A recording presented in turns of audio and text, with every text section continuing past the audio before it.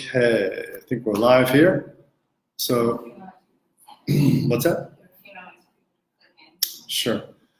So we're going to give you a few minutes to click in because we just sent out a message that it is on the new link.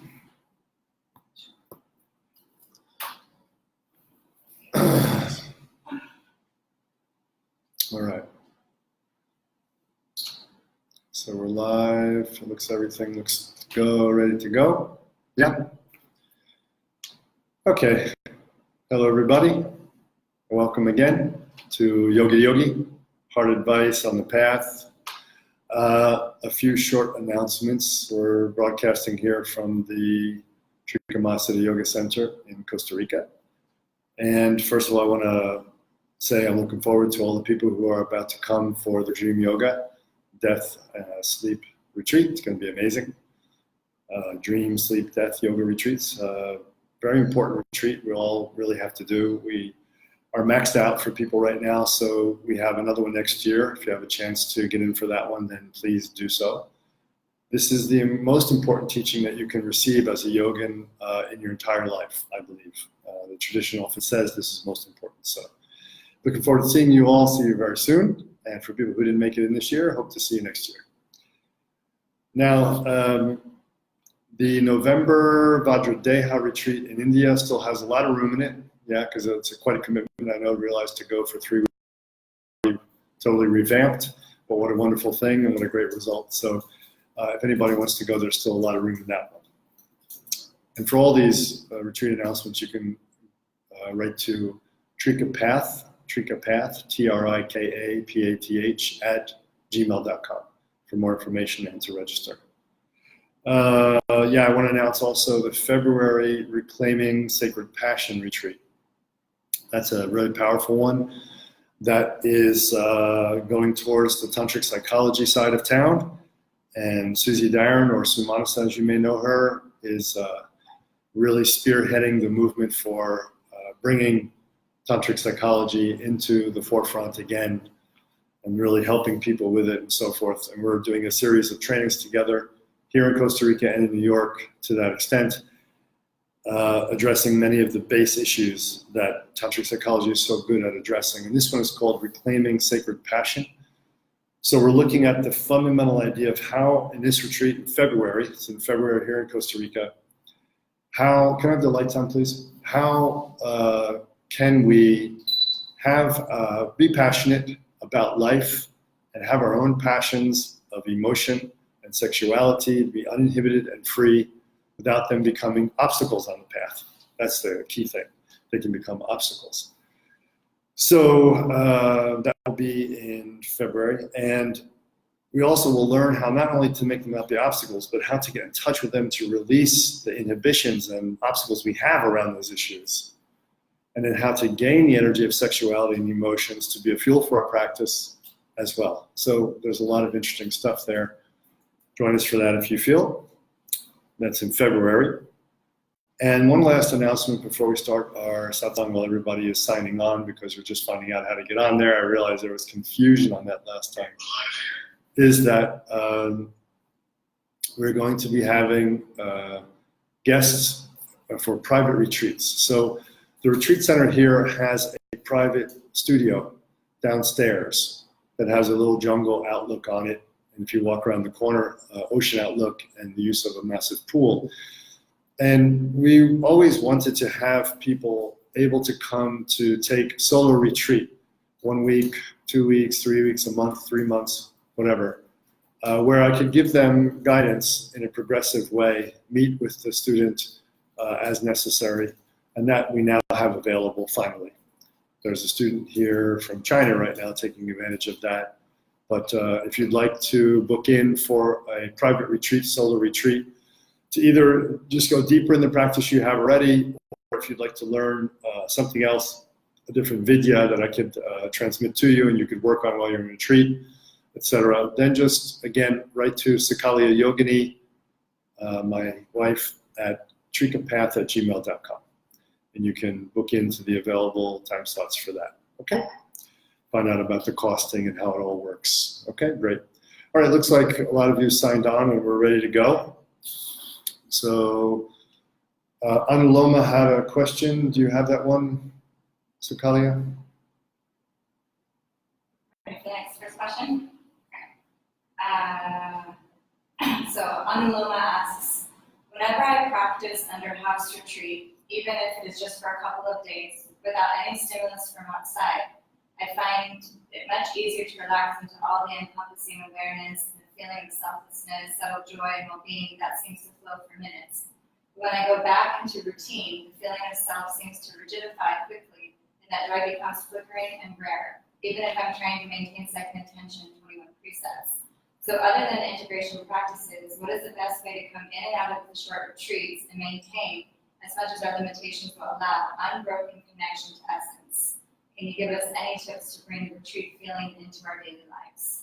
Okay, so that's a long question. I don't know if you could hear that because Sukali is sitting on the floor over here. In a nutshell, Anuloma is asking, when I go in to do retreat in my house, I can stay in a very deeper, much deeper state. I can dissolve more of that, fixated sense of self, grasping, and so forth. But when I come back out, it's not so easy to hold it. I can't keep that so well. What can I do to hold that better? I'm going to adjust this camera angle because I'm black on one side of my face. And black is beautiful, except, there we go. I think that's a bit better. Okay, so what can we do to, sorry, my head's blocking Ma Prana Shakti. Maybe she's giving me transmission. What can we do to take the experience of retreat, which is very deep, and then bring that into our daily life? It's a classic question. It's why, actually, to be quite honest, it's why so many people actually give up the path, to be quite honest. They find that, I can do some kind of meditation, get kind of deep, but then when I come out in the world, it all goes away. So it must be a fantasy. It must not be natural. Human beings must not be able to do this. All these kind of ideas come up. The Dharma is a fantasy, or only those people that are born with the capacity to maintain this unbroken state that they have in retreat, those are the only ones who can really practice the Dharma. All these are false. Basically, everybody struggles with this. Everybody has difficulty with it. And we all have to come to a place of creating the habit of resting in our nature as much as we can. I emphasize habit here because this is something we have to do. This is a process, and it takes time. And it may take 10, 20, 30, 40, 50 years or more. But that doesn't matter because really that's the only game in town. There's no other game that's going to give happiness, satisfaction, and really give a sense of who you really are. So what we want to do to develop this habit is to constantly stay in the mode of remembering with second attention things that can shift us back into that state as much as we can. So what we call it is re-invoking the state. So if you're in retreat or in a practice or something and you achieve some kind of result, that result we want to re-invoke. So you're setting up the neural grooves, you're setting up the state of mind to be stabilized in the result of whatever practice you're doing in the fruit. When you're in that, after you come out, you want to, that was, deep, and make a kind of mental recognition of what that is. Of course, you're not going to conceptualize the state. The state is beyond conceptualization if you're relaxing into your nature, but to whatever degree you can. And then when you're in your daily mode, maybe you have your Casio watch set for random times during the day, it beeps or something. It's going to go off and remind you to go back into the re-recognition of that state of abiding in your nature, to re-invoke it, re-invoke the fruit, re-invoke the state. That may be, like I used to do when I was younger, I'd go to the toilet and sit there for a moment and re-invoke and then come back out and try to hold second attention on that and hold my breath, etc. Or you may be able to do it right at your desk or right in the car, the red light or whatever. You're basically just re-invoking, so it doesn't need any special location actually. You can do it anytime, but the idea is to try to reconnect to the experience that you're having when you're deeper in formal practice. And this is crucial. So because that's difficult, many people often give up the path, but there's no need to. It's just developing a habit And the more you reference and learn to abide in your essence through meditation practice and all the yogas and so forth, the more that you'll be able to re-invoke the fruit of that practice at any moment and just abide there. So, as one of my great teachers, Freddie Roddy, said a long time ago, ain't nothing to it but to do it.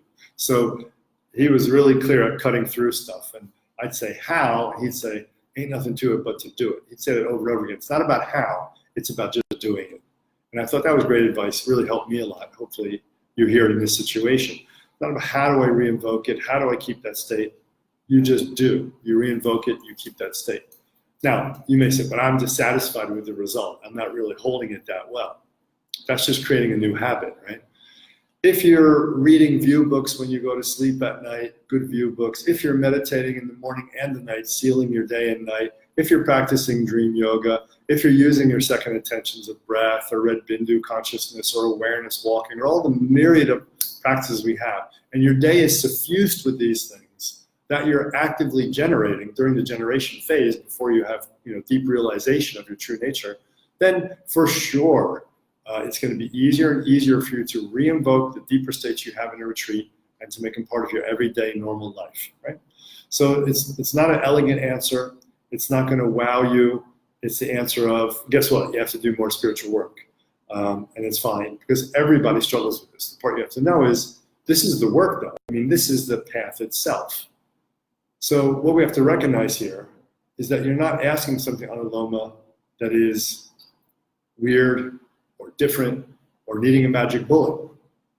You're asking something that is core to the spiritual path.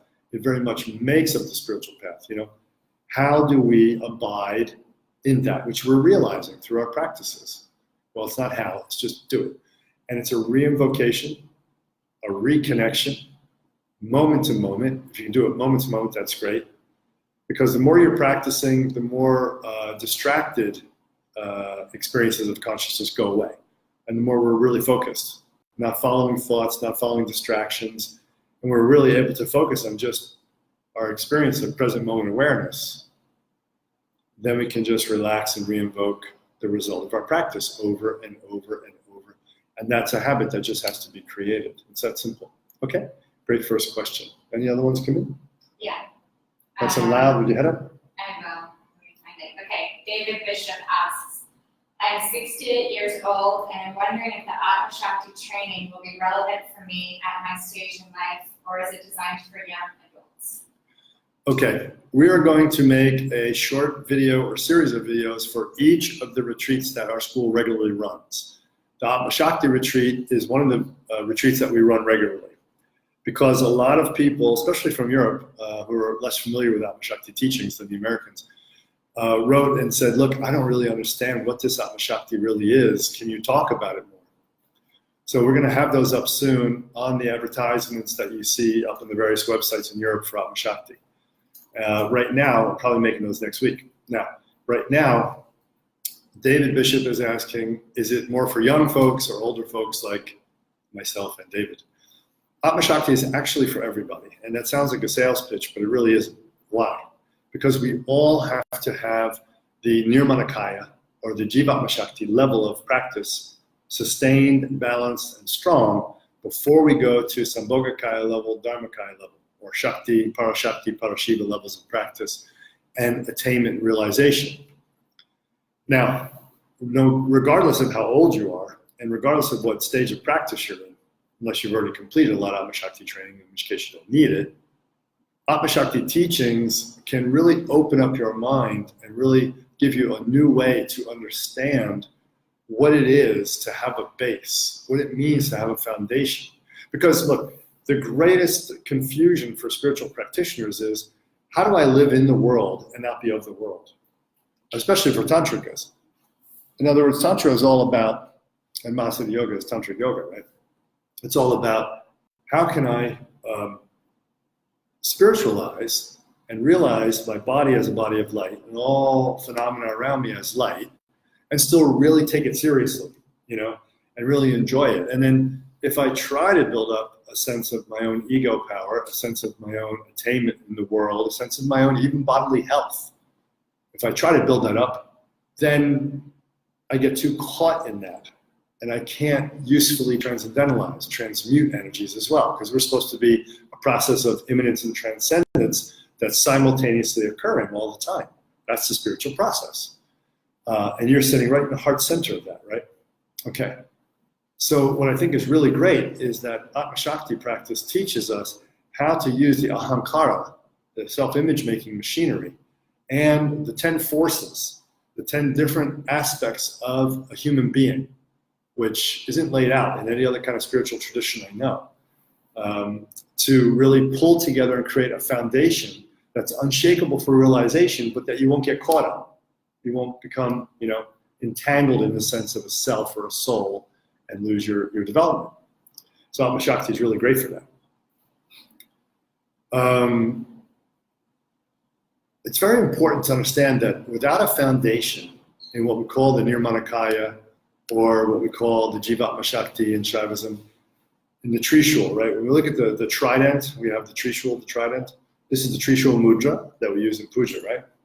Now, this center one can be like Parashakti or Parashiva. This one can be Parashakti or Parashiva. And this one over here is what? Jivatmasakti, near Nara.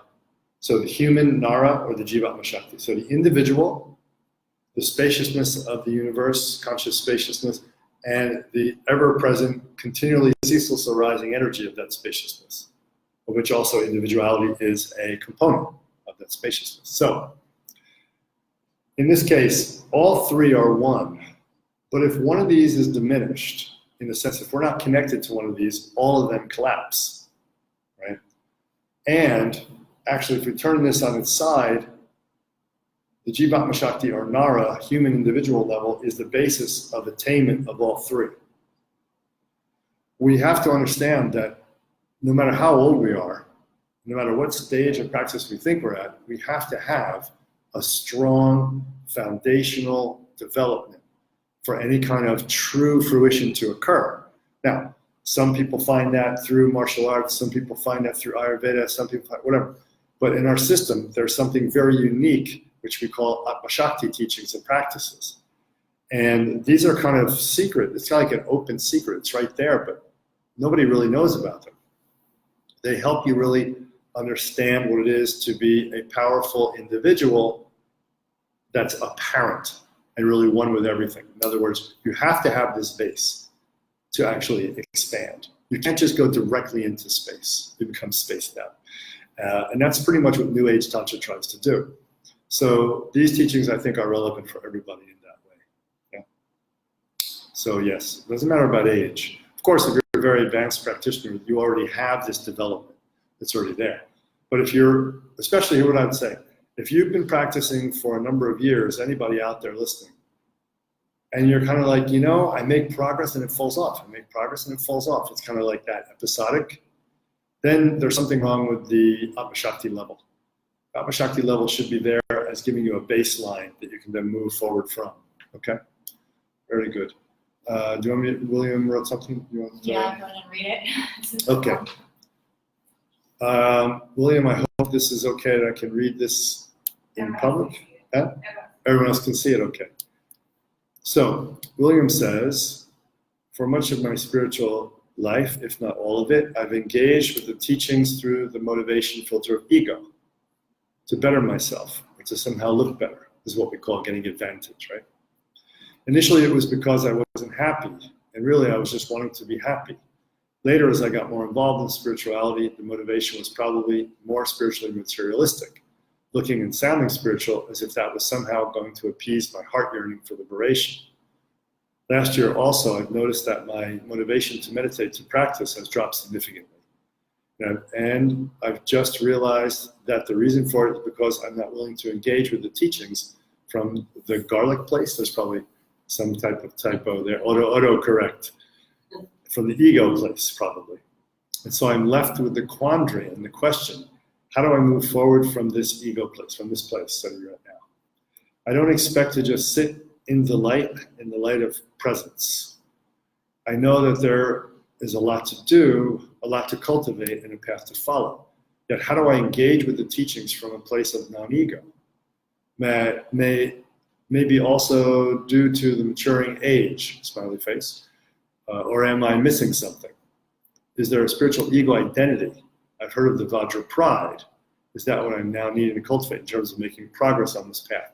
Great question, well written out, William, and it's really a great segue from David's question, because it's the same, it's along the same lines, along the same tangent.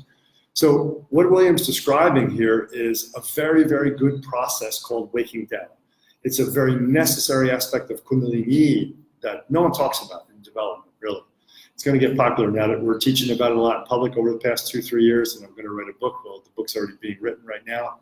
It's going to be very popular when it comes out, but in the public. But right now, we have to understand that it's still majorly taught in the world that kundalini is a movement of energy up only. That's not true. That's not true. The first is energy down, and that's waking down. You first get blessed by going to the sewer, by looking at your treasury of worms, by seeing all of the garbage inside. So, and it comes rapidly or slowly, progressively, episodically, but it comes if you have a sincere desire. So William's describing his sincere desire to be liberated. And because of that, waking down energy is coming. The Shaktipata is coming.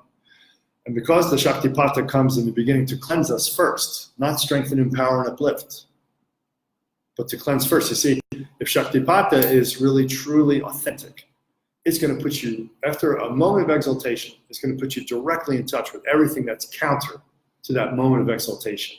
So when I hear about everybody getting blissed out and going on the Shiva path, and Shiva's talking to me, and Kali's working with me, and I'm seeing rainbows everywhere, bullshit. It means you haven't really touched anything yet, or you're already enlightened, and we should all be sitting with you. So the deal is like this.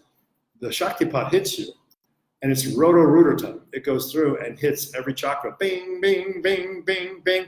And you're not getting higher chakra function. What you're getting is a lens into all of the inhibitions, obstacles, tensions and contractions of the Shakti in the chakra system, in the channel system as well, the prana, even the body as well.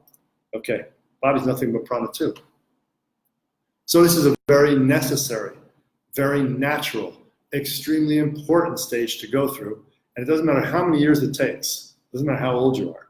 If you have real Shaktipata and you really have a deep, earnest desire to grow, you're going to wake down first. So you're going to go through realizing, I mean, you did it really nicely here in 3 phases, William, that you just wanted to be happy, and it was based on ego stuff about looking better and to better yourself, like self-improvement. And a lot of people start there. That's absolutely no problem, very normal. And then spiritual materialism was coming and so forth, and so on and so on. And as your ego drops away, as all the investment in the false images of spirituality drop away, here's the key. So does your motivation to practice. Because the motivation of practice was coming from all impure motives. When I do long retreats, which we haven't done for a very long time, I'll usually spend at least a half a day on pure motive. Pure motive is one of the most important principles we could ever have in spiritual work. And the waking down process purifies our motive to practice. Because without a pure motive, all the things you do in practice add up to nothing.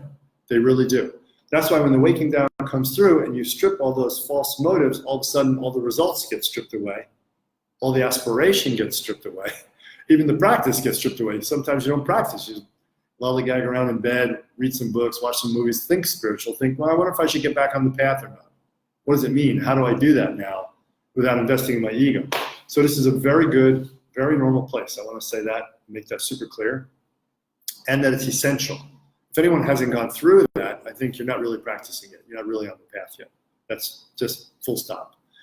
So there has to be this stage of tarka, where you're really looking in at yourself, you're really looking at your motives, you're really examining them, going, this is the wrong motive, right? Okay, now, that's also why the Atmasakti teachings are so important. It teaches us how to take the ego structure, which is the ahankara, or the self-image maker.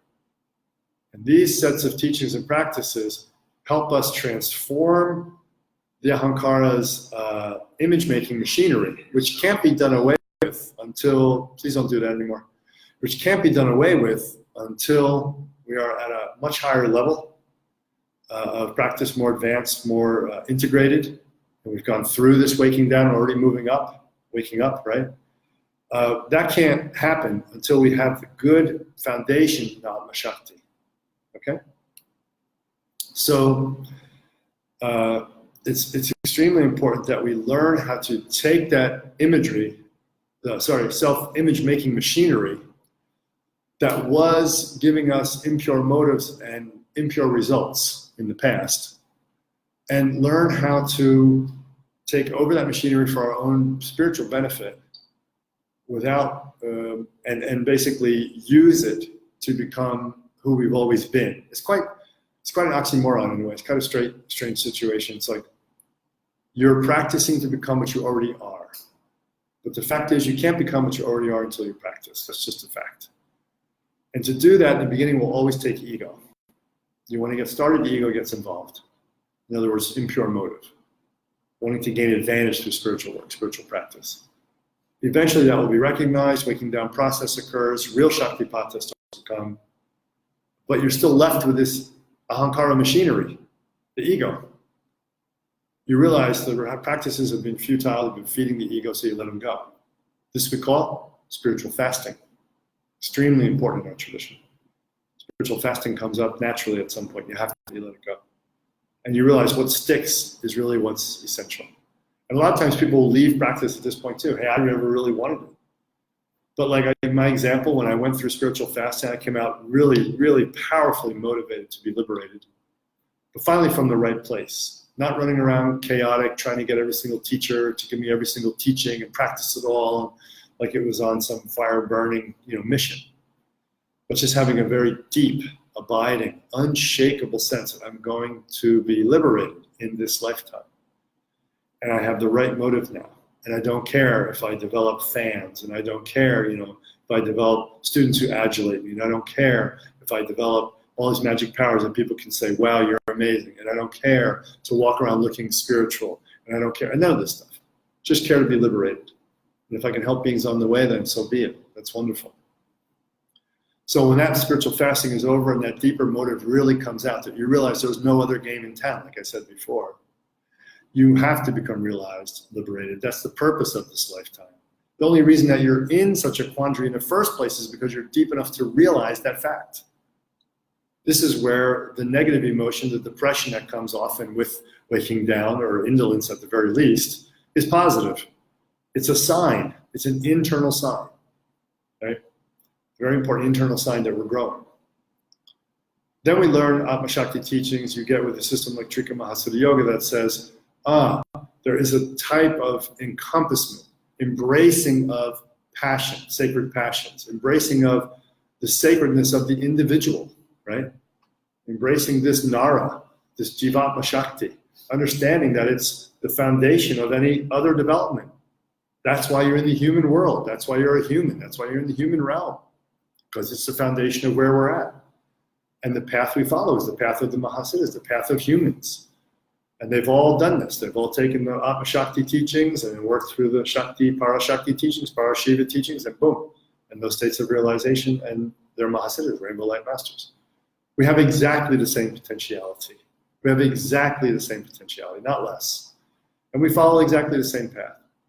So how do we do this? How do I engage with the teachings from a place of non-ego? You have to use the ego. You have to use it. It won't go away. You have to use the ahankara in the guise, in the purpose of the teachings. Simultaneously, you have to constantly dedicate the merit for the benefit of all beings. Simultaneously, constantly cultivate the four immeasurables of equanimity, joy, compassion, loving gratitude. And if you're doing that constantly, and you have humility, you will absolutely grow. The ahankara, the self-image maker, transforms into the jivatma shakti. And the nara level of realization becomes realized. You become sva kundalini enlightened on this level. Sva kundalini, kula kundalini, loka kundalini, you need all three. But this is how we turn it around. So we put that desire for liberation, and I mean cultivate that, stoke that with a little, bit of wood, paper, gasoline, make that coal get nice and bright. That has to be stoked every single day. That desire for liberation is all we have. And then make the free will choice as human beings to follow that desire for liberation. And that's all you need to do, to constantly apply and understand that the human life of an individual is the basis of all higher realization. Once we have the proper motivation, then the ahankara is used in the practices, is used studying the view, reading the books on the view, listening to the teachings from the teacher on the view, having your results, and so on. It must be, in other words, the ego must be spiritualized. It can't be ripped away. This is where I disagree completely with other paths, and it's my tradition. We don't really think it's possible to destroy your ego, because the ego also keeps the body alive. So right up until the moment when you rainbow light body, the ahankara, the self-image maker, is functioning, but it's been taken over as a spiritual function, and that allows you rainbow light body. If the ahankara or the self-image maker is destroyed too soon, the body will go with it. And we see this in spiritual medicine, if I can talk about it like this, in the Ayurveda systems and Chinese medical systems, Tibetan systems, where a person tries to transcendentalize and spiritualize too quickly, going up, up, up, and dissociate from their ego structure, not pay attention to the body's true needs of exercise, of the right kind of food, the right kind of sleep, the right kind of sex, the right kind of everything, job, and so on, the right environment, living environment, friends, everything. And when they don't really give energy to this type of understanding, then we get into real trouble. We transcendentalize, and the ahankara, which is responsible for creating the immune system's proper recognition of the body as your own body, like, oh, this is my body, oh, this is my body, right? The ego structure recognizes that this is you. Now, of course, ultimately that can cause a lack of realization, a lack of liberation, because we identify with being individual. But what I'm saying is, if you take the right path of spirituality and you transform the ahankara into a spiritual one, you live long and you get realized. But if you try to bypass and jump over and go transcendental, what happens is your immune system doesn't know what is your body. If you keep saying, I am Shiva, I am Shiva, I am Shiva, right? All these Kashmir Shaivas out there telling people to do all this kind of high thought work, high mental thought work, which leads to a lot of dissociation, spiritual bypassing, transcendentalism that's very unhealthy. Well, what happens is your body gets that signal. You sit there all day, oh Kali, oh Mama, and you think you're having Kali Bhavana, you think you're having Shiva Bhavana or something like this, and oh, I'm just Shiva, I'm Kali, You're going to have the result, which means you'll be with them soon in their loka. Your body's going to disappear. But unfortunately, it'll be probably a God realm fixation. You won't really go to Shiva Loka. You'll go to some alternate version of it that your mind created. So a bit of humor, but I'm serious in the sense that if we don't, if we transcendentalize and we don't create this really powerful ahankara that transforms into a Atmasakti, then we will have bodily problems. Our immune system won't recognize that it's its own body. You'll get autoimmune diseases, you'll get low ojas diseases that take you out just by dissolving basically the sense of I'm here and this is who I am, okay? Right, good? Okay. So William, that was that one, yeah? Gabriella asks, what are the signs of an awakened mind? Okay, Gabriella Romaldes? Yeah. What are the signs of an awakened mind? Mind. What do we mean by an awakened mind? I think that's, might not be able to answer you until you tell me what that is, because you might have to be sitting here for that. What do we mean by awakened mind? An awakened intellect? An intellect suffused by wisdom coming from the base? Or are we talking about the base is like this, awareness spontaneously arises maybe like this from the base all the time, and the mind is the fruit of that awareness and can be subsumed in that awareness? What mind are we talking about? I don't really understand. What are the signs of an awakened mind? Well, let's just give the attributes of... Do you want to give her a chance to explain the question? No, it's okay. Let's talk about what an idea could be for an awakened mind by saying, and it's good to review this anyway, what are the signs of a real awakened mind as in a liberated being? So, Gabrielle, if you mean what is an awakened mind as far as what are the signs of a mind that a liberated being has, then, excuse me, This is going to fly off my table. No, don't. It's too swabbly. Just make it one, please. Thank you. Okay, there we go. I want to get on her computer, drop it right there. It would be not good. Okay, an enlightened being, a fully realized yogi, let's say, a togden, or a liberated yogi, jivanamukta. What is awakened mind in one of those beings? Well, that's a very good question on this level. An awakened mind is not, a realized mind is not a mind that is in and of itself. It is not enclosed in its own self. First of all, it's one with the base.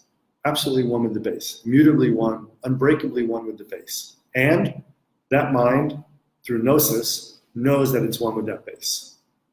So that's the first important point. Second thing is it's unlimited. It's literally unlimited. Okay? Third important point is that mind can have thoughts. Absolutely. That awakened mind can host thoughts. That awakened mind is not the small thinking mind. But yet those small thoughts are not separate from the awakened mind. So the quality of the thoughts, of course, may be different than when we were unawakened, right? Less negative karmas, a lot nicer thoughts, lots more thoughts of ice cream cones, puppies, and rainbows, instead of like how I can get better and screw somebody in a business deal, or how someone dissed me, or what I didn't get, wow. But pretty much all thoughts, you have to understand, are part of the awakened mind, right? So an awakened mind is one, in a nutshell, is one that knows it's awakened and knows that it is the base. And it doesn't know this in a conceptual way. It knows it in a direct way without any separation. It's not a concept.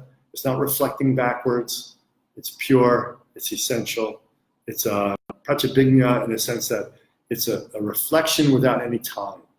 There's no time frame. It's a reflection, a reflective awareness without any subject-object.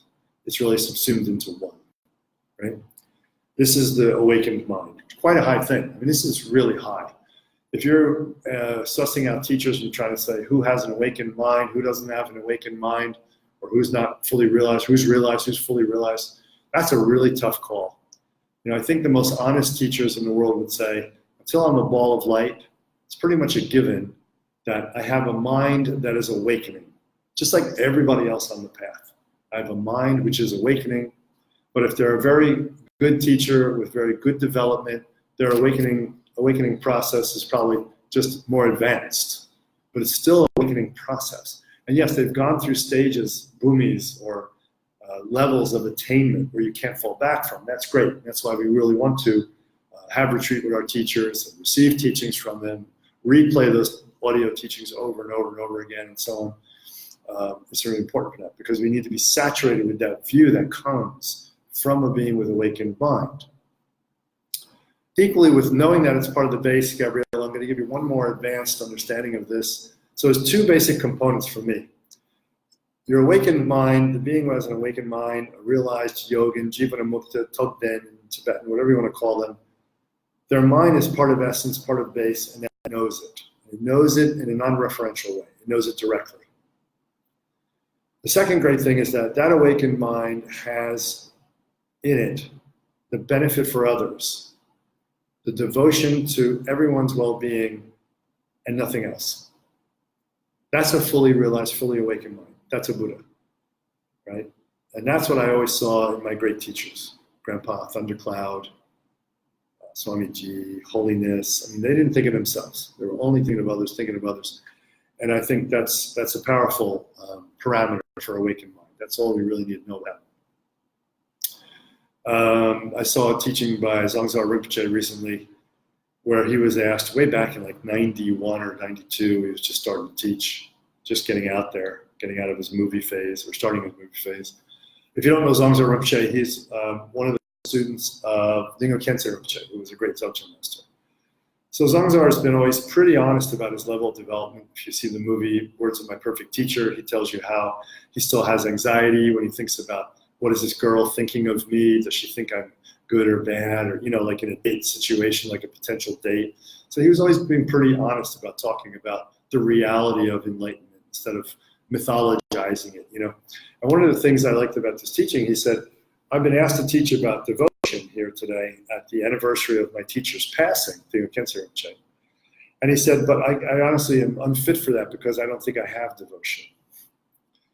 Swami Satchinanda said the same thing in a beautiful lecture that I have on video, and gave a good talk about it, why he didn't think it. And Dzongtsar Rinpoche was very clear. He said, if I had perfect devotion, I would be nothing but thinking about others and the benefit of others all the time. I don't have that. Now this is a Rinpoche. This is a Rinpoche, a Lama, lineage holder that everybody goes to. And I love that honesty. I just love that honesty. It's just so rare. It's what I loved about Namkha Norbu. It's what I can appreciate about Dzongtsar. Dzongtsar disagree. We disagree on many other points of the Dharma, but overall we agree on the big stuff. But that honesty, I agree. I mean, that's the best. You can't get any better than that. And then he goes on to talk about, I understand it. I was taught a lot about devotion, so I'll give you a talk on the theory of devotion. And he explains that. It's quite good. So I think we have to have this kind of mind, that if we really have an awakened, realized mind, others are always the first on our mind. Always. That's it. How we can serve, how we can whatever. Okay, not just people who have good astrology to be servants. Okay, that's a cop-out. Okay, now, second part of that one, was there a second part? No. Gabrielle's question is, why does kundalini emerge at manipura, not at muladhara? That's it. What's that? Sorry. Should we do it? I said I was going to go to others and then come back to theirs. Okay. So Sukali is going to go to other people, give them more chances, and then we'll come back if there's time. Good question, though. Do you want to scroll down to the next one? It's from Daniela. Daniela, is there something interesting I don't know, but is there something interesting you can tell us about the full moon ceremony that we don't know yet? If not, sorry for asking. Never feel sorry for asking, never. It's fine. I love it. And we hope you can make the next date and be with us. These Zoom meetings are so much fun. Keep us steady practice in our daily lives. Well, I'm glad it's fun. The purpose of it is to give benefit and merit to beings who are ill and to do something very selfless. There's nothing in it for us in this one. To do that and to help people that have just died. My first Indian tantric teacher, underneath the person who would become my guru, which I didn't know at that time, this first teacher told me a story from his time. He was in India from 18 years old till about 32 or more, practicing from a very young age and really diving deep in it, and went all over on foot and the whole thing. And he said that he heard many, many stories of huge amounts of yogins gathered way up in the mountains, kind of like Shambhala-esque kind of place, some secret place way in the mountains. And these yogins are up in stage 9 and 10 on 12-stage view. And that they simply pray, meditate, and do puja all night and all day for the planet. For, not the planet, the people on the planet. For them to wake up out of suffering, confused suffering, into liberation. And I was blown away when I heard that. It struck such a deep chord in my yogi's heart. And I thought, my God, this is so amazing that people would dedicate every waking breath and energy and have other people feed them and wash their clothes just so they could benefit and generate others. Keep this kind of vibe going around the whole planet. Now, I don't know if it's true because I never encountered a huge conclave of Shambhala-esque yogins doing this, but this story exists in Tibet, it exists in India. And I certainly did encounter in the mountains in unexpected places as I would turn a corner, go to a mountain or a cave, groups of yogins, and they were practicing, and of course they're always dedicating merit, and they're very high level, so who knows, maybe there is something like this. But the point is, on Daniela's question, what can we say about the full moon ceremony? The most important thing is that it's really an opportunity for us to really give from our heart for others who really need it. And then people say, well, how do you know that these prayers work? I say, well, besides the scientific evidence that it works, there's no doubt that your heart wave with this intention touches every being in the universe. We also have the ability to fine-tune that heart wave and mind power and power of the Vishuddha, power of the Agya, Lala, Latara chakra, Sasa chakra, Bindu chakra, etc., to focus that energy towards those who need it even more. That's quite possible, very real. We know that from the yogic side, but the quantum physics and new physics all supports the idea that prayer is actually effective anyway.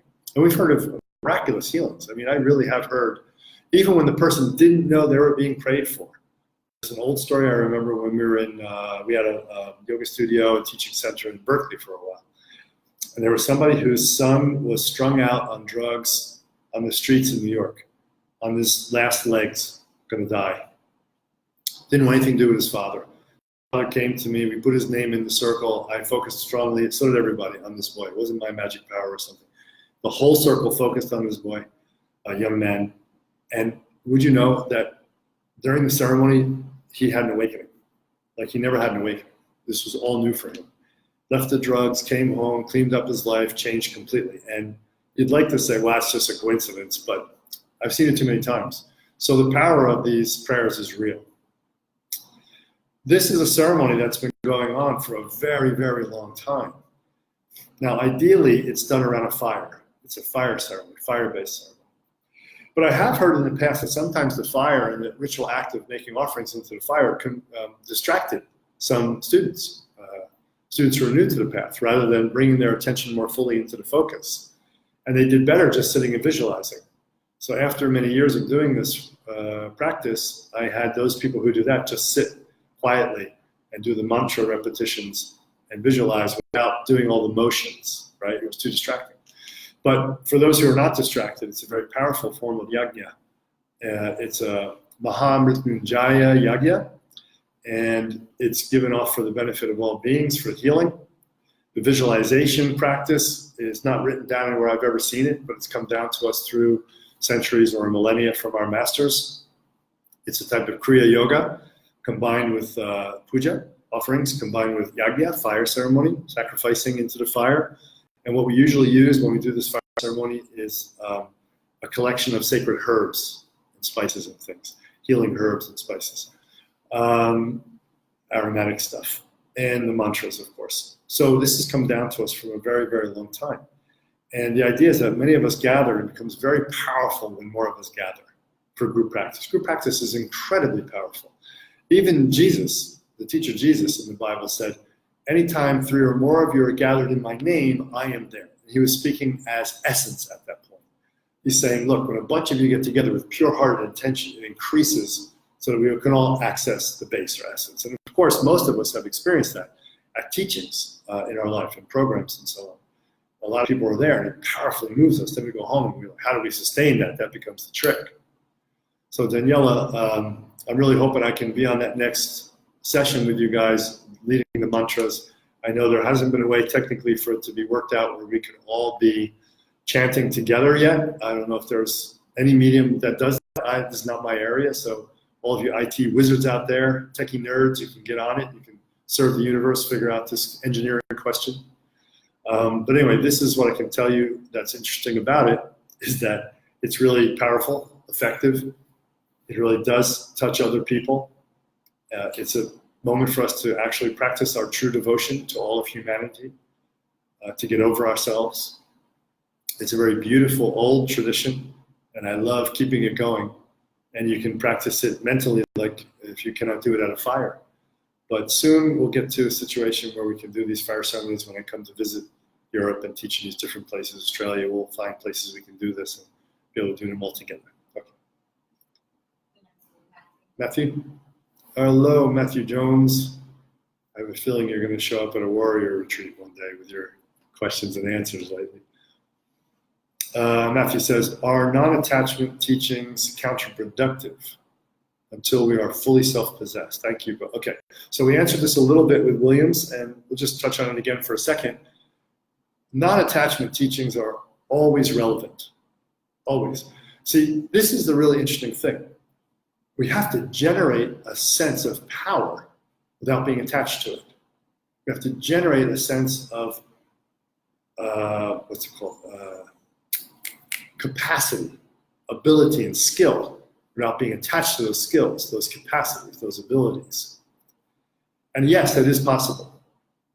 The individual in our yoga tradition is called a kshetrajna in Sanskrit, kshetrajna, which means a field of possibility where awareness or self-knowing arises. So that's all that we're described as, that's it. But what's interesting is, Sasaki Roshi really gave a great teaching on this once in the 60s about what we really are as a kshetranya is a black hole or gravity. If we knew more about black holes back then, you probably would have used the black hole analogy, but gravity. Gravity and black hole pulling everything into its center. But the center is empty. There really is no center. This is really cool. So in other words, through our generation of Atmasakti and through really imbibing and understanding, Matthew, the non-attachment teachings, we can stay in process. This is how I try to talk about it in modern, simplistic terms. So try to catch this. It's easy. We need to stay in process. Like everything is a process. We are a process, not a thing. If you stay out of thingness, if you stay out of the understanding of thingness, the concept that there are real things, like that this glass is absolutely a thing with an independent arising existence, that's not true, right? Nor is my body, nor is my mind, nothing. If we stay out of thing consciousness and we stay in process consciousness, right? We're one step closer to living non-attachment while still being able to generate Shakti that's needed for our practice. Right? That's the trick, that's what we do. And that's really what Atmasakti is all about. The Atmasakti teaching is coming up. I'm getting jazzed for it, I'm getting kind of juiced for this in Rotterdam. It's gonna be quite amazing. Because it's so powerful, it's so essential to have this understanding. Oh yeah, it's gonna be in New York too, when? In China. And China. I didn't know it. So throughout the year, so we got Rotterdam, New York, and China for Atmasakti teachings. Do them all.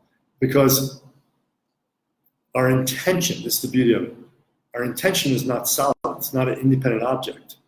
Our intention, our sankalpa, intention, creates what's called a sarmapana kaya, or a body of dedication. So this kshetranya, the field of arising awareness that has a potentiality to know itself, right, has a potentiality to be dedicated. Not a thing, a process of dedication, a constantly dedicating reality. If it's constantly dedicating towards realization, towards the ultimate, and knowing that it's dedicating, then there's a power in this, sort of individual sense of self, even though it's not really individual, as a kshetranya. At the same time, non-attachment is flourishing. In fact, the more we feed the power of the process and really understand, the less we get attached. Simple example from Sacred Passions coming up. Reclaiming our sacred passions. When we orgasm, we have a potentiality to become enlightened or to become more concretized in our ego structure.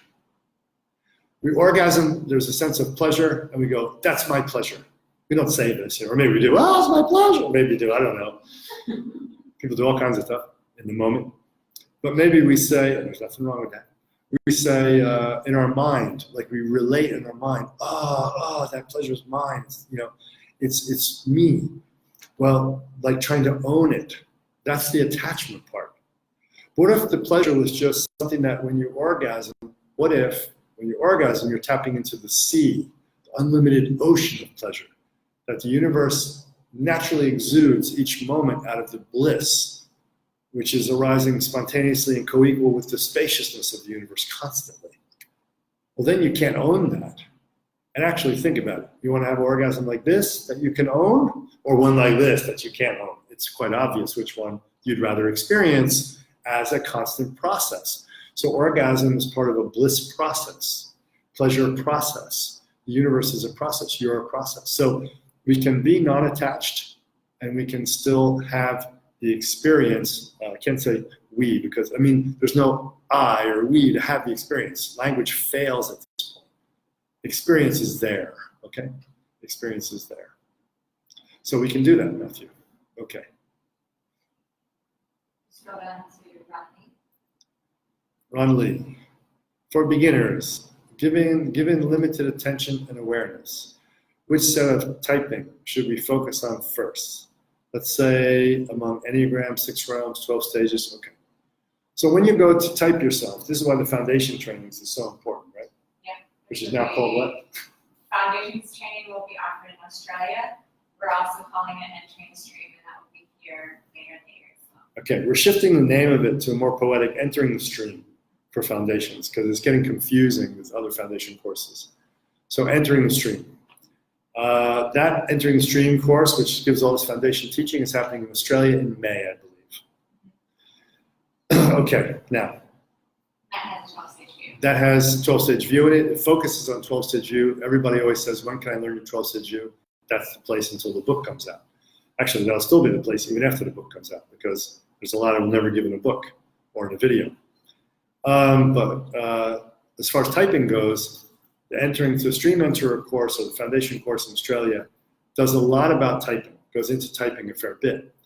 So Ron Lee is asking, what do we focus on? Which typing is most useful? We have limited time, limited awareness. Okay, first of all, type yourself through all the typing systems that we give. Just to clarify, just to rectify, just to streamline and focus your approach to sadhana and life. Look at all the typings we have. Once you have your type, that's done. Now you can start to clarify, right? Which ones should we use as regular typing systems that we have in our system are, am I a wind, fire, or water practitioner? That really helps me structure how I practice, pick what practices are best for me, structure how I do those practices, for what duration, with what intensity, and what results I should expect, blah, blah, blah. So wind, fire, water is kind of really crucial typing, adept in there as well. Adept is the wind, fire, water, and adept, the 4 types. After I have that one, I would probably go into the ones that are going to get me to initiate and go deeper into my waking down process.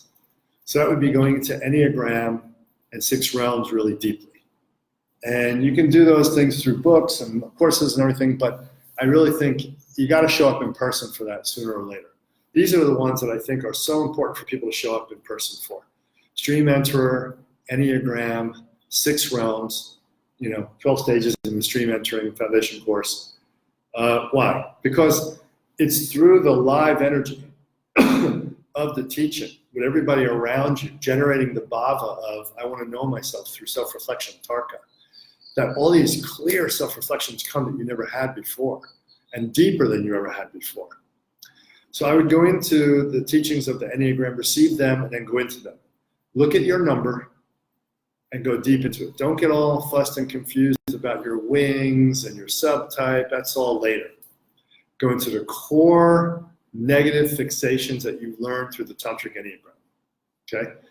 And look how they may show up in subtler and subtler and subtler and subtler and more refined and trickier to see levels as you go deeper into your process of spiritualizing. That's where I'd spend my time. 6 realms is not a typing because you're not one of the 6 realms beings other than a human realm. You're a human. That's it. That's, as far as typing goes, that's done. You can trade off partially and become like a god, a possessed god, or a demigod, or a demon or something.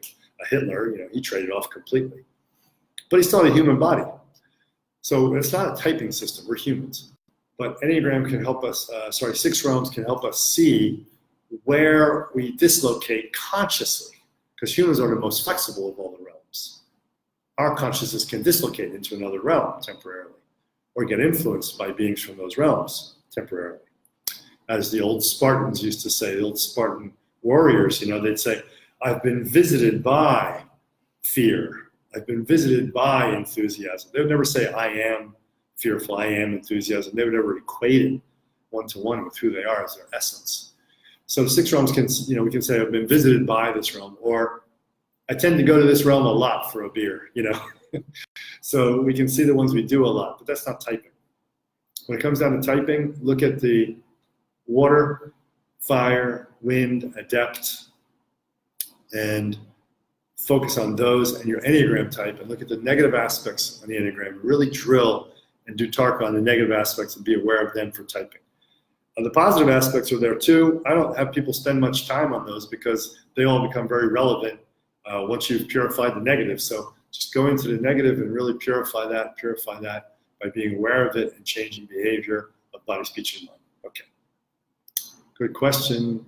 Should I go down to the next one? You can go back to Gabrielle at this point and do the manipura question. You didn't get any new ones, huh? Next one is Leon as well, so it's those two are left. Wow, come on, you guys, participate. What are you doing? This is your chance. You get in trainings and you ask all these questions or you write emails. I have no time to write a million emails. This is your chance, right? Next one on Gabriella's questions. Why does Kundalini emerge at Manipura and not Muladhara? Okay, first, it could be the wording because Gabriella is struggling with English as a Portuguese speaker. She's doing great, but she's trying hard. May not have it right. Kundalini does not emerge. Kundalini does not come out from Manipura chakra. So let's get that one clear. Kundalini is talked about in our tradition as the trigger point. Manipura chakra is talked about in our tradition as the trigger point for Kundalini. May have gotten confused by that with the wording. So we might say, why does our tradition say that Manipura chakra is the trigger point for Kundalini awakening? That we can say. That's the proper question. And that is because Manipura chakra is the fire chakra. That's simple, basically. Even though Kundalini could be dormant in the Muladhara chakra, associated with earth element, sleeping dormant, like when we sleep at night, we don't even know we're sleeping. That's that experience of dormancy of Kundalini. It takes awakening at the Manipura chakra to pierce the Muladhara and have her wake up and come up. It's associated with Manipura because there's a lot of willpower involved in desiring to be liberated, like William had talked about earlier in these questions today. There's a lot of motivation, inspiration, aspiration. This is all Manipura chakra. There's a lot of study and a lot of view and a lot of discrimination and discernment and fire of practice itself. Transformational energy. Fire element associated with Manipura chakra is about transformation. Manipura is about regulating the pranas as well. See, there's another reason why Kundalini emerges, if you want to call it that, or is triggered by Manipura. Manipura has a key role in, and we're going to go into this a lot in the Vajradeha when we get to India, so please remind me, you people that will be there. Kendra, I see you lying here, and others. Manipura chakra has a key role in distributing the prana to the whole body, right? To the whole physical body, but it also has a key role in awakening the jumping point between physical prana and spiritual prana, right? From just prana of the deha to the prana of the Vajradeha, or the Kundalini awakened being. There's another reason why Manipura is where this occurs. Okay, it's not something you can choose. It's how it works naturally. It's our natural system. Okay, you can't say I'm going to choose to have Ahata wake it up or Adya chakra wake it up. It doesn't work. No matter what your experience of Kundalini is when you first awaken, it's a function of Manipura. Okay, it's possibly Manipura's first higher level function that occurred. Doesn't mean it stays higher level functioning after that as well. Remember this: if you have an awakening of Kundalini, it does not mean it stays awakened. It doesn't mean that your Manipura chakra is purified and it's functioning at a very high level. It doesn't necessarily mean that. Okay. Next. Regarding adikara, svabhava, and bhumikara, which one matters more for beginners to work with? Adikara, okay. So to work with, is this Liran? And ask retraction. Yeah. Okay. When we look at these three things in Sanskrit, adikara, bhumikara, svabhava. These three are let's say, svabhava is the first. The first is like, we'll look at svabhava, the inborn disposition of a person. How you really are, your inborn character, inherent character. When we look at the adikara, these are then your aptitudes. That inborn character is also associated with karmas. Karmas from past life, karmas from this life that you've accumulated, and they lead to aptitudes and interests in things. That's your adikara. And the bhumikara is then the competencies that you've developed, that you've really gained. The bhumikara means like what is carrying what is the experience of the things that you're competent in. You can develop bhumikara, right? But sometimes we're born with bhumikara, come straight in with competencies. I experienced this in my life growing up and wondered what's a little bit weird about me. Why do I have competency in such and such things before I even learned them or trained in them and so forth. And that's just something we come in with, but then we can also develop them as well. Now, what do we work with them in what? Which one, or you, which one's more important for beginners? Which ones are more important for beginners? Okay, again, it's a misunderstanding of what the three are. There's not ones that are more important or less important. They are three aspects of ourselves that are inherent. You can't get rid of them. Unless you're completely useless, you've somehow attained competency in something. You have some bhumikara, I'm sure. Probably eating, sleeping, and walking, maybe at the very least. Right? So we all have all three of these. We have inborn aptitudes, we have an inborn character, right? So working with them is maybe not the way to think about it as much as make it part of your typing understanding and put it into, okay, if I'm born with these interests, I'm born with these capacities, I'm born with this kind of character, it'll be a lot easier for me to develop myself spiritually if I go down those roads. The path of least resistance is the path that we're born into. It's when we try to live somebody else's life, a major theme of the Atmasakti training, when we try to live somebody else's life that we don't succeed. It's when we get very deeply frustrated, we don't succeed, we don't develop any kind of bhumikara, any kind of competencies, right? So don't think of them as things that you work with as practices per se. Think of it more like understanding yourself deeper and letting that deeper understanding guide you deeper in your practice and choosing what you want to practice and choosing what you wish to do with your life and how you wish to express your life. Maria Stamas asks, could you talk about discernment in the context of karmic tigers? How to discern when something is best left alone versus when we grow, become aware of the symbols, etc., from engaging, even if messy and time-consuming? In a nutshell, I lost you. Oh, no. How to discern when something is best left alone versus when Karmic we tigers. grow by engaging, even if it's messy and time-consuming. Even if it's messy, grow by engaging, even if it's messy and Yeah, in time-consuming? relation to karmic tigers. Yeah, I don't understand the even part, but Like Whose when you question? engage, Raise let's say it's it. messy and you lose a lot of time, but it was still worth the engagement because you recognize those symbols. And okay, by engaging, right? By Because the engaging, even yeah. follows the not engaging part. Right? Okay, so by engaging, it can be messy. Oh yeah, it can be messy. Oh yeah, it can be really messy. But geez, you learn a lot. Maybe it kills you. Maybe it kills you when you engage with a karmic tiger that's messy, but you need to go through to learn. Maybe it kills you. I'll give you an interesting example of a very high expression of this. There was a great samurai teacher, swords teacher in Japan. His student was not learning. His student was very skillful, but he wasn't achieving the spiritual heights that the guru had thought this student could really get to. And they were sparring and sparring. He said, let's make it live. Let's make it more live, live blades. And they would do this all the time. Finally, one day it came down to we should have a full-on live session. And things sort of got out of hand in that live session. And the master allowed himself to be impaled by the student's sword, a fatal stabbing. In that moment, he looked at the student and he said, now do you understand? Then he died.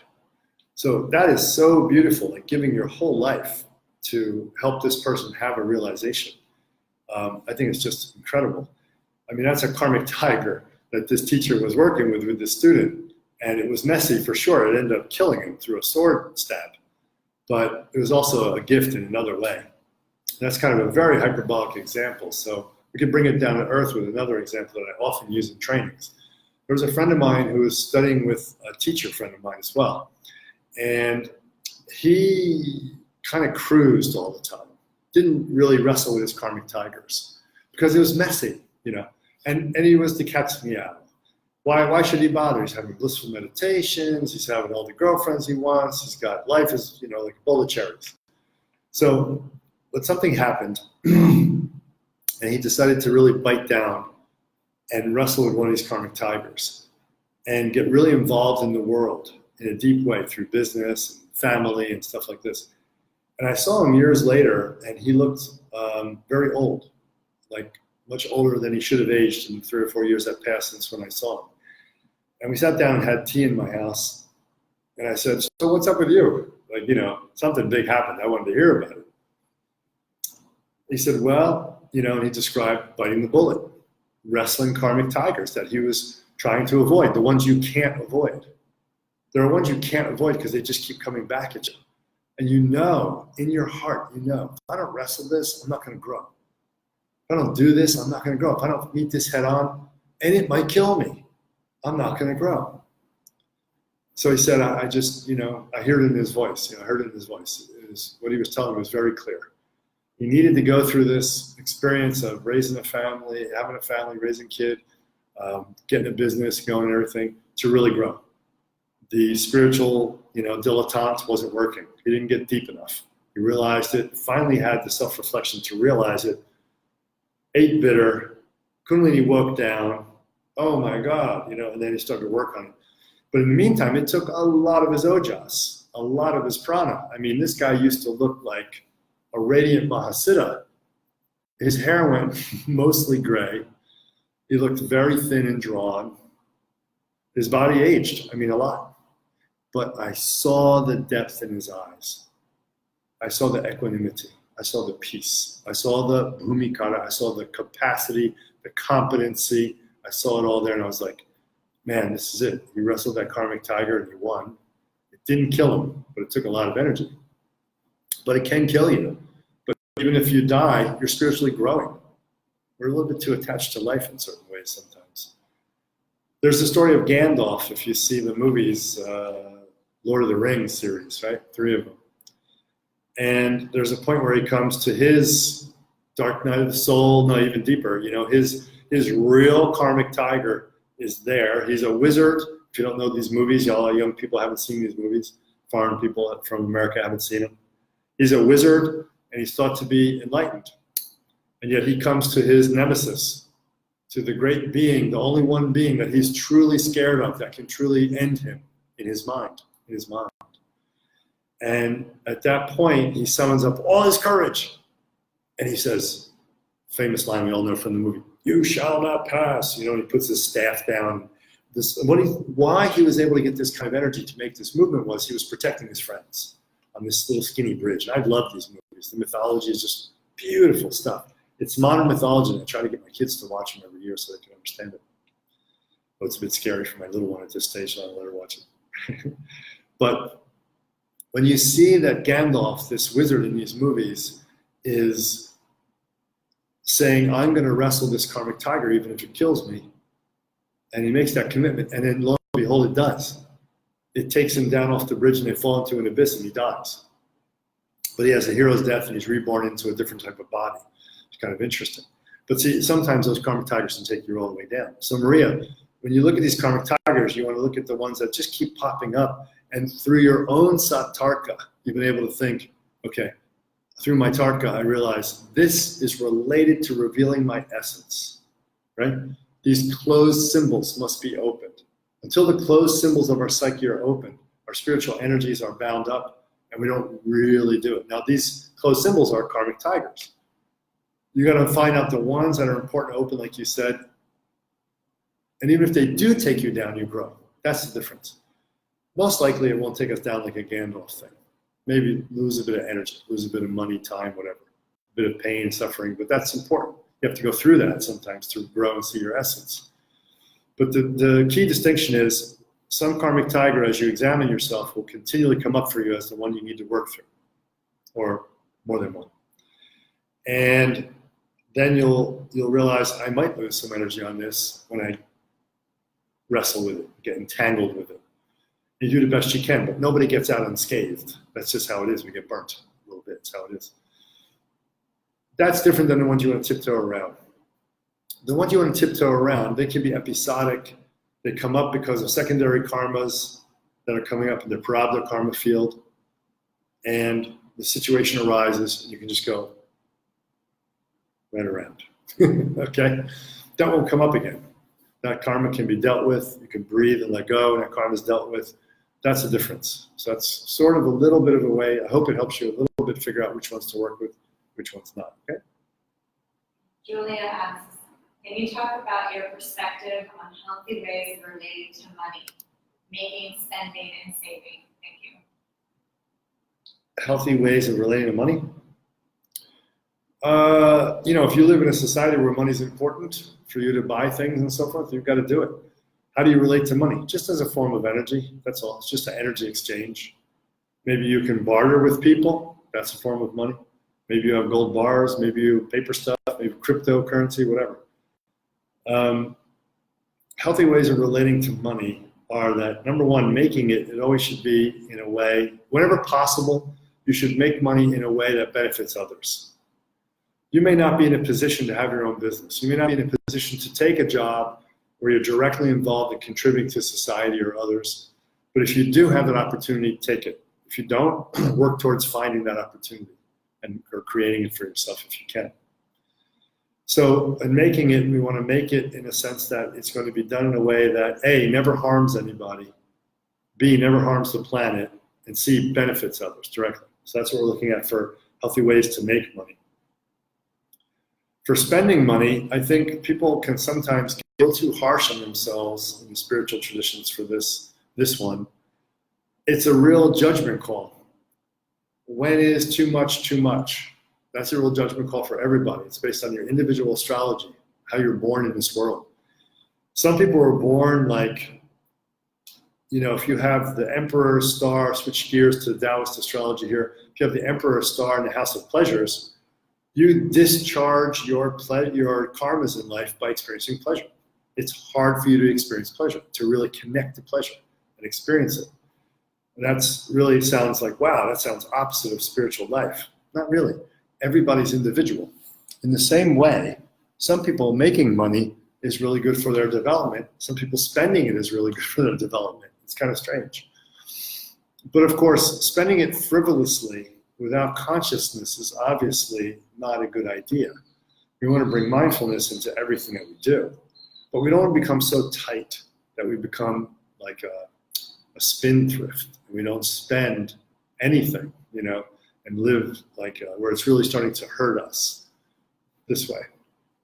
As far as savings go, you got to have some money in the bank these days, or some fallback of some kind these days, because the whole economic situation of the world is dangerous, fragile, changing, ever changing. It always is.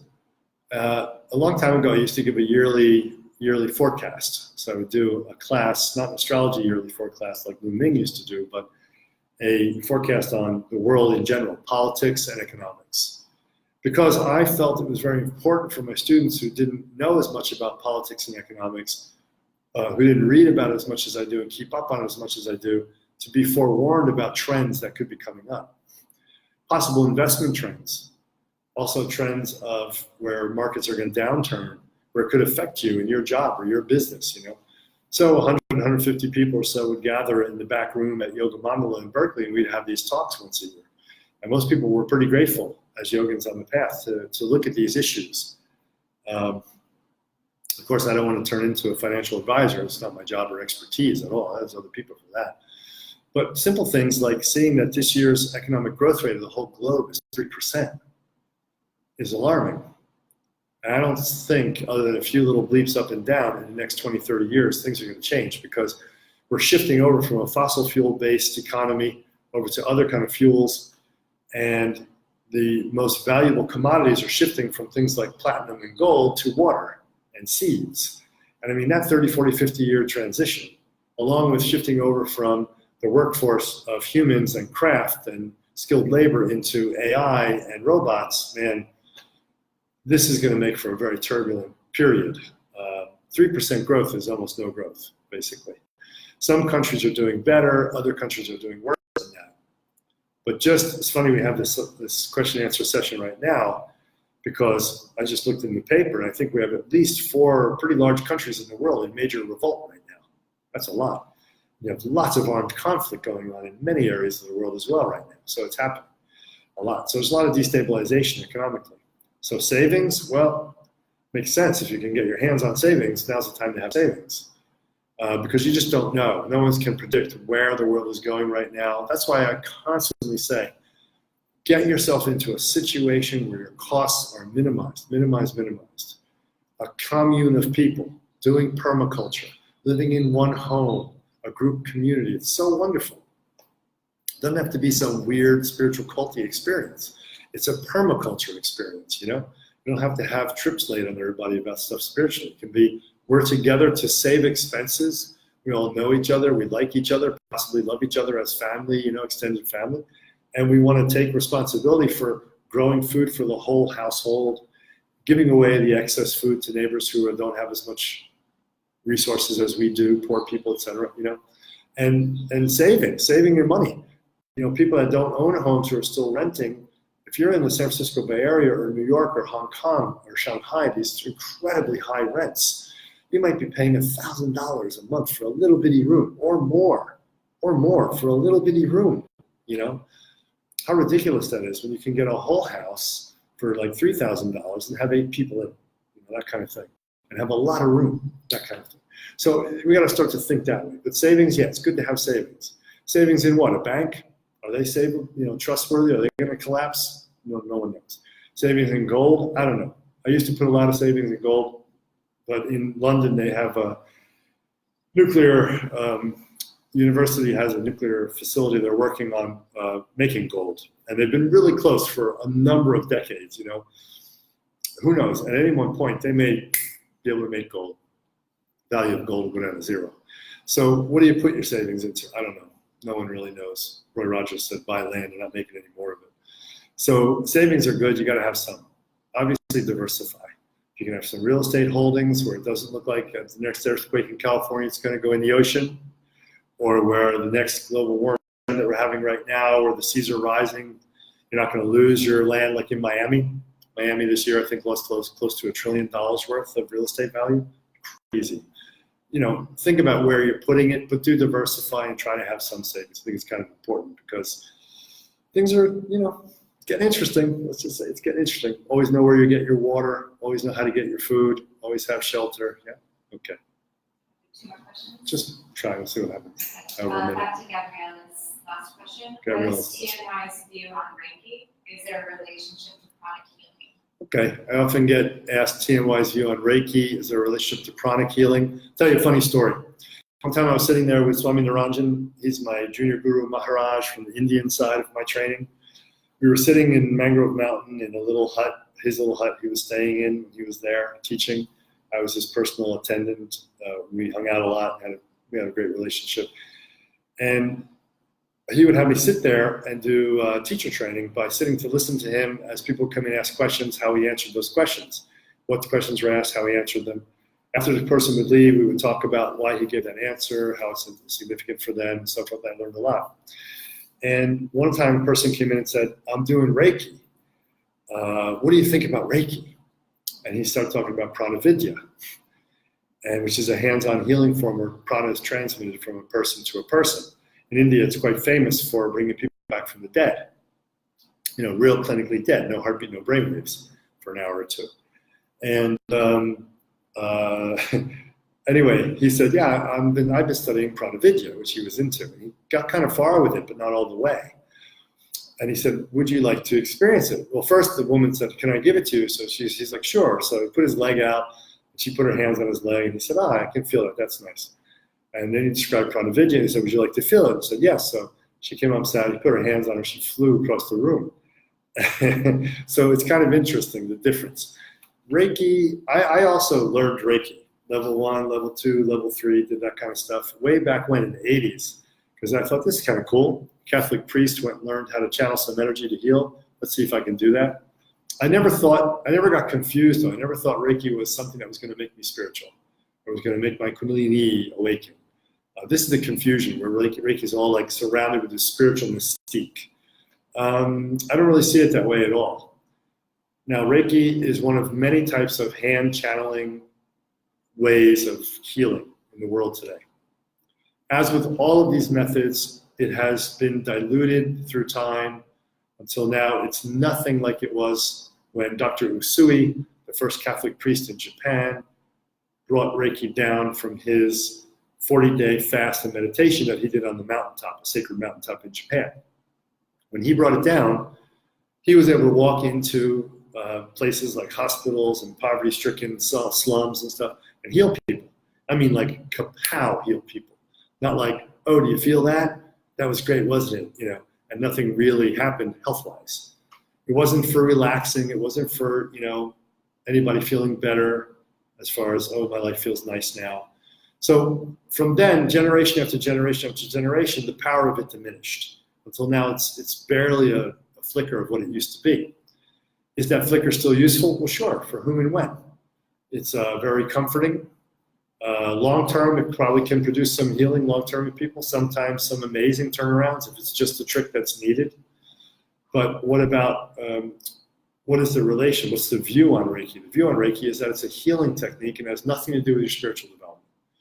That's the first thing to get. It's a healing technique, nothing to do with spiritual development at all. Is it going to hurt your spiritual development? No, unless you start to think that you're a healer. Unless you start to go into the God realm with it about it, thinking you're special, that you're specially channeling special stuff, not that it's accessible to everybody, and so on and so on. So there are ways that I see Reiki people get way whacked out in the God realm, thinking that they're special, thinking that they're great healers, forming all these new self-identities, which in this new strong self-identity concretizes and keeps a person from spiritualizing. That way it's dangerous. But the view on Reiki is that it's a healing technique. You can try it. If it works for you, great. If it doesn't, great. But I'm always telling you that we have to be realistic about what is real healing, physical healing. You know, this is a very important thing. My grandfather, Thundercloud, he would heal someone from cancer, and you'd have the before and after x-rays to prove it, before and after blood tests to prove it, like before and after. That's healing. That's miraculous spiritual healing. Dr. Usui, the founder of Reiki, did the same. And the first two generations after him had pretty similar results. But, you know, it's many generations gone now. So I really don't think it has the same power anymore. But it's fine if you want to do it. For whom and when, it could also help. Why not? Sure. 129. Let's do one more. Okay. Zachary asks, is there any relation between Jungian individuation, TMY? Are they compatible, or would this cause unnecessary? Is there any relation between Jungian individuation and TMY? Are they compatible, or would this cause? I can't answer that because I don't know Jungian individuation. That would probably be a really good answer, Zachary, to put on Susie Darren or Sumanasa, same person, on her Facebook group. People could benefit from that. So maybe we'll all go look at your question being answered there. The book is called, I always remember the group is called, it's so long, Yoga, Psychotherapy, and the Spiritual Process. I think it's Yoga, Psychotherapy, and the Spiritual Process. Susie Darren, Facebook group. Yeah. And the Psycho-Spiritual Process. Yoga, Psychotherapy, Yoga Psychology. Let's get it right. Yoga, Psychotherapy, and the Psycho-Spiritual Process. Yoga, Psychotherapy, and the Psycho-Spiritual process. I often write on that as well because it's a wonderful, wonderful group. So put that question up there because I don't really know Jungian individuation. I studied Jungian psychology a little bit, not that much. Okay, last one. From Anuloma, what's your perspective on Western astrology? Can it be as accurate as Jyotish? Western astrology is good for looking at a person's personality, about their character. It's not very good for prediction. It was never designed for that. It's borrowing tons right now from Indian astrology, Jyotish. So it's getting better. But many great astrologers I know, Western astrologers, Chinese Taoist astrologers, go to Indian astrologers when it comes to getting their predictions, picking a time to do something or getting a prediction about the future or something like that. So predictive astrology I still think is best in Jyotish, in Indian astrology. And then of course Mahasiddha astrology that we do, the Mahakala astrology, where we're looking at the very deep spiritual information available in someone's birth experience, birth chart. That comes through a tantric astrology lens. That really can't be had through the Western astrology except for a very insightful practitioner who is then really drawing on it psychically at that point anyway. Yeah. David, would you tell one of your favorite Mahasiddhas, tell of one of the favorite Mahasiddhas that I have a lot about? Just real quick, I just noticed that. I love the Mahasiddhas. I love a lot of them. Not enough time to talk about it now. I just found out about a book that describes their activities in more detail that I never knew about before. It may have just come out. I'm going to try to get that reference for everybody by the new year. Have a look at that book and see if it's a good one to recommend. Okay? So there are so many Mahasiddhas. Even a list of 84 Mahasiddhas, when you see 20 lists altogether from different schools and traditions from India, from Tibet, etc., they have overlap, but they always have a few different people in the list. So there are, a lot. Mostly this term Mahasiddhas was applied to the medieval ages of Tantra. But in our tradition of understanding what a Mahasiddha really is, it's a light body master of stage 10 or greater, and they were around since the beginning of time and always will be. Okay, this is a great session of Yogi. Hope you all benefited greatly, and see you soon. Sarva Mangalam. So to preserve this will be posted up later for people to see or you to review again. Sukalia, could you come and make sure I don't do the thing where I lose it? Post it in the wrong place. I think what we're going to do is end it just like normal, and Okay. then we'll reshare it. Okay. Ending.